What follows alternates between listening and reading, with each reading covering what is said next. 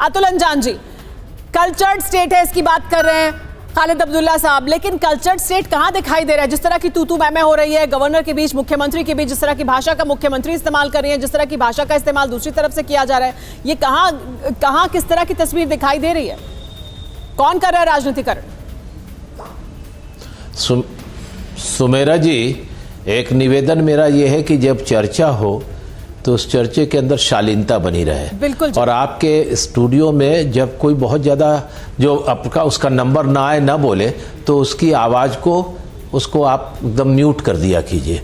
यही एक रास्ता है बनने का, वरना लोग चीखते जाएंगे, बोलते जाएंगे। हम भी इंटरप्ट कर सकते हैं, लेकिन हम नहीं करेंगे। मेरा आप तमाम लोगों से निवेदन है, आपको मेरी बात अच्छी लगे या बुरी लगे, इंटरप्ट मत कीजिए। जैसे मैं आपकी बात सुनता रहा हूं, आप भी सुनिए। आपका अवसर आए तो तर्क का जवाब दीजिए।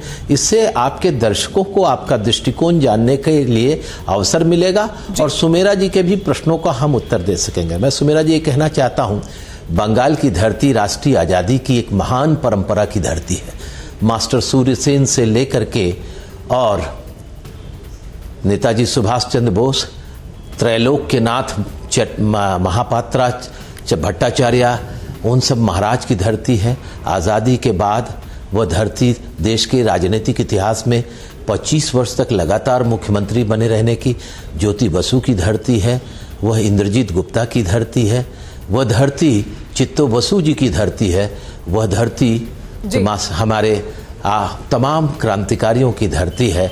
इसलिए उस धरती पर तमाम लोगों की परंपराओं को ध्यान में रखते हुए बात होना चाहिए। अगर सत्यजीत रे की धरती है तो मृणाल सेन की भी धरती है और तमाम लोगों की वो धरती है। साहित्य के क्षेत्र में सुकांत चटर्जी की धरती है, तो रविंद्र संगीत की धरती है, तो काजी नजरुल इस्लाम के भी संगीत की वाणी सुनाई पड़ती है, ध्वनि सुनाई पड़ती है। इसलिए हम समझते हैं कि परंपराओं को चलाने की जरूरत है और बंगाल के लोग परंपराओं को बहुत ध्यान में रखते हैं।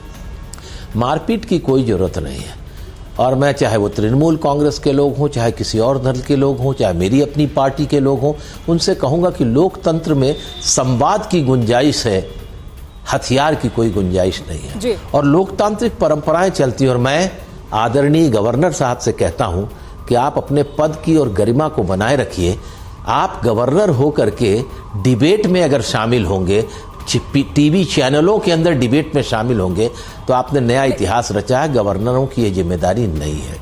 और जिस तरह की बात आप कर रहे हैं, मैं आपसे कहना चाहता हूं, मैं एक बात कहूं सुमेरा जी, मुझे लग रहा है कि राष्ट्रपति शासन लगाने की पूरी तैयारी है। अच्छा, मैं जान रहा हूं राष्ट्रपति शासन अगर बंगाल में लगेगा तो राष्ट्रपति शासन अब हरियाणा में भी लगा रहना चाहिए, क्योंकि वहां भी सरकार को समर्थन देने वाले विधायक और एक पार्टी जिनके सहयोग से, जेपीपी के सहयोग से वो सरकार बनी थी, वो भी डामाडोल हो गए हैं। तो राष्ट्रपति शासन वहां भी लगना चाहिए। लेकिन मैं ये कहना चाहता हूं कि तृणमूल कांग्रेस से लेकर कांग्रेस तक और सीपीआई से लेकर सीपीएम आरएसपी फॉरवर्ड ब्लॉक से कि आप परवाह देश की, सोमवार से शुक्रवार रात 10 बजे TV9 भारतवर्ष पर।